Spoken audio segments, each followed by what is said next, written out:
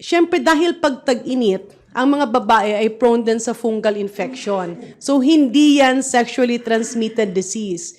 Yan ay dala na yung normal flora sa intimate areas, no, sa pubic area, sa perineal area ng babae. Kapag medyo basa, napapawisan at mainit yung panahon, yan ay perfect petri dish para dumami yung ating fungi, yung Candida albicans na nasa balat, ay dadami siya, kaya siya nagiging makate. So, the more you scratch, the more it will itch.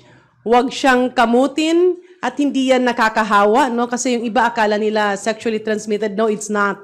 Ang importante doon, may gamot naman yan, but you have to keep that area dry, no? So, kaya nga minsan, lalo na nasa tag-init, wala lang mali siya, no? Pero kung nasa bahay ka lang naman or matutulog, it's quite advisable na walang underwear pero nakapajama ka naman or naka-shorts. Yung ventilation na yan ay epektibo para mapigilan or hindi na lumala yung fungal infection.